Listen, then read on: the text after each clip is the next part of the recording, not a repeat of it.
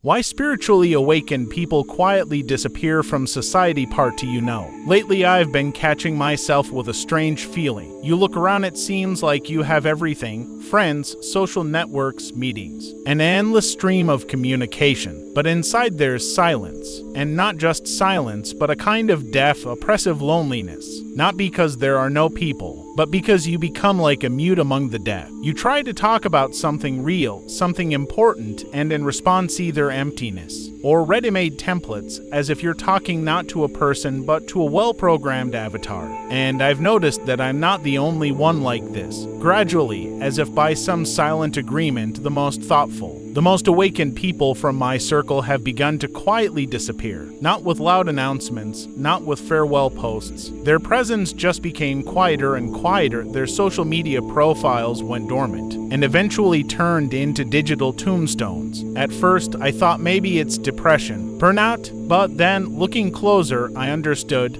This is not a flight from something. This is a flight to something, to oneself. This phenomenon was predicted almost 100 years ago by the great psychologist Carl Jung. He called it the necessary withdrawal into oneself. This is not a whim or spiritual snobbery. It is a survival mechanism of the psyche in conditions of total unconsciousness. Imagine that your consciousness is a pure, calibrated receiver tuned to the frequency of truth, and all of society around you is a giant interference generator that jams all frequencies. Sooner or later, in order not to go crazy, you have to simply turn off this receiver, to retreat into silence. When consciousness becomes a curse, or why normal life becomes torture, let me try to explain this with a simple example. Think of any acquaintance of yours who constantly complains about the same problem. Say, a woman who always falls in love with the wrong men. She might tell her friends, go to a psychologist, read books, but the situation repeats itself again and again. From the outside, it's all obvious. She is projecting the image of an unavailable father onto these men, trying to heal an old childhood trauma through them. But she herself doesn't see it. For her, it's just that kind of love and bad luck. So, an awakened person is someone who has learned to see not just actions, but these very projections. He looks at a shouting boss and sees not a strict manager, but a little boy who is afraid of not being good enough for his father. He listens to political debates and understands that people are not really arguing about candidates' programs, but are projecting their internal conflicts of power and helplessness onto external figures. And you know what the most terrible part is? At first, this knowledge seems like a superpower. It's like you've gained X-ray vision and can see the skeleton of all social games. But very quickly, this power turns into a curse because you can no longer play these games. You can't pretend you don't see it. Every good morning in the office, when everyone's faces show weariness, resonates in you as a physical pain. Every fake smile, every I'm fine that hides despair feels like a blow to your nervous system. You become like the only sober person at a drunken party. Everyone around is having fun, fooling around, saying silly things, and you sit there and can't pretend that you find it funny too. Your sobriety begins to irritate everyone else, because it unconsciously reminds them of their own state. And at some point, you understand, to survive, you either have to get drunk with everyone, i.e., fall asleep again, or simply leave the party. Many choose to leave. Energetic sensitivity. Why social media became a battlefield. Now let's talk about why social networks have become the first frontier that such people abandon. It's not just information noise. It's something much more serious. With the development of awareness, a person becomes not just psychologically, but also energetically sensitive. This is not mysticism, but a quite explainable phenomenon. Our thoughts, emotions, especially suppressed ones, are not abstractions. They are quite real energetic patterns that have their own frequency and density. The awakened person, without wanting to, becomes a receiver of these patterns. And now imagine what any popular social network is. It is a giant, uncontrolled emission of the human unconscious. People project everything onto it. Their unrealized potential in the form of showy photos, their aggression in the form of hate, their fears in the form of panic posts, their thirst for recognition in the form of endless selfies. For an ordinary person, this is just a feed. For the awakened one, it's a cacophony of others' mental states, a loud, incessant din that pounds on the brain 24/7. Being there is like living with a constant migraine. Turning off notifications doesn't help.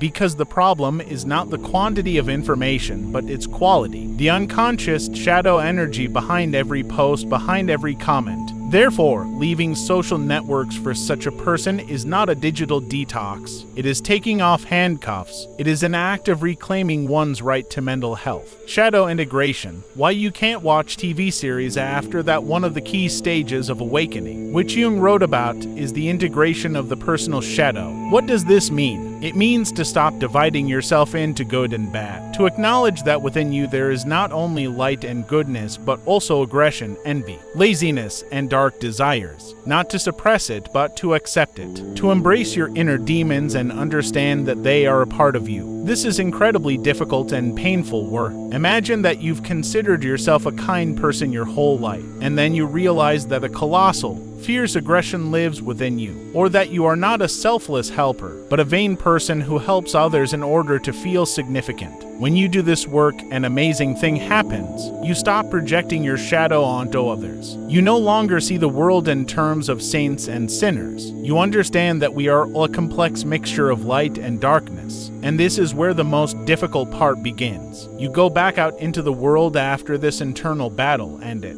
hasn't changed. People around you continue to play black and white games with relish, condemning politicians, projecting their own lack of control onto them, hating their exes, projecting their own unprocessed pain onto them, admiring influencers, projecting their own unfulfilled dreams onto them. Watching this becomes unbearable. It's like watching a low-grade action movie after a complex surgical operation, where everything is contrived and fake. You physically cannot force yourself to engage in this spectacle, because you know the price of what is real, and the counterfeit no longer causes boredom, but an almost physiological rejection. This is precisely why such people stop watching TV, reading tabloids, participating in empty conversations. They don't become arrogant snobs. They are simply satiated. Their psyche, having known depth, no longer accepts the surrogate. The hermit phase, not an escape, but a pregnancy with the self. Society often stigmatizes such people as autistic, misanthropic,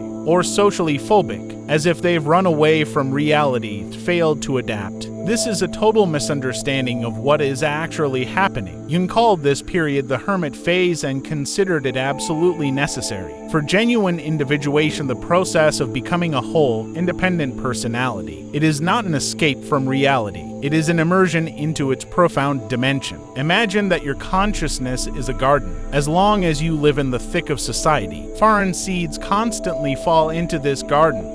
Opinions, evaluations, expectations, projections. You try to grow your own plants, but they are constantly choked out by more aggressive, foreign weeds. The phase of solitude is the time when you finally fence off your garden. You stop letting everyone in, and you begin the quiet, slow work, weeding, planting, tending. You discover what is truly growing on your land without constant external interference. During this time, the most important thing happens. Your authentic self is born. Not the one that is supposed to please your parents, conform to standards of success, or be convenient for your partner, but the one that is, with all its quirks, imperfections, but its truthfulness. Jung himself went through this. He built a tower in Bollingen where he would retreat for weeks and months, without electricity, without amenities, in silence and simplicity. It was there that his most brilliant ideas were born, because only in such silence can one hear the voice of the soul, which is always drowned out by the noise of the collective. Returning with the gift, why they return at all, but the path of the awakened is not the path of a hermit recluse who hides in a cave forever. The archetypal cycle described in the myths of all peoples is departure, initiation, return. The hero leaves the ordinary world, passes through trials and transformation, and returns back,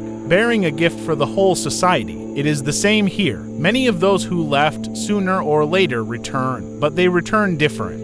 They no longer try to fit into the old system. They don't seek high positions, don't chase likes, don't prove their worth. They return as border guards, as those who can live in two worlds simultaneously, the world of social conventions and the world of profound truth. Their value lies in their presence, in the fact that they, simply by being themselves, carry the virus of awareness into society. They create islands of authenticity around themselves, where other awakening people can come and not feel crazy. They often move into helping professions, but not as saviors, but as guides. They create small businesses based on honesty, not on a thirst for profit. They write books that speak the truth, not what people want to hear. They raise children who won't have to wear masks. Their gift is the very example of a different way to live, a way in which one can be vulnerable, imperfect, authentic, and yet not burn out, not break, but on the contrary gain incredible strength that is born from self-acceptance. Conclusion: if you recognize yourself, you are not alone. If you are reading this text and find that much of what is described resonates with you as familiar, perhaps you are one of those who are on this path, the path of the quiet exodus. And I want to tell you the main thing. What is happening to you is not a breakdown. It is not depression, not weakness, and not strangeness. It is evolution. Your psyche has matured for the next stage. It no longer fits within the narrow confines of the collective dream. Your longing for silence, your irritation with falseness, your feeling of loneliness in a crowd, these are not symptoms of an illness. They are symptoms of awakening. They are signs that you are outgrowing your old skin, and it's time for you to find a space where you can grow into a new one. You are not obliged to force yourself to be like everyone else. You have the right to your own rhythm, your own space, your own silence. Your disappearance is not the end. It is the beginning of a true, deep, meaningful existence. You are not running away from life. You are finally beginning to live for real. And remember, in the silence where you are going, those who left earlier are already waiting for you. There, in this seeming solitude, is in fact the most honest and genuine brotherhood of those who dared to awaken.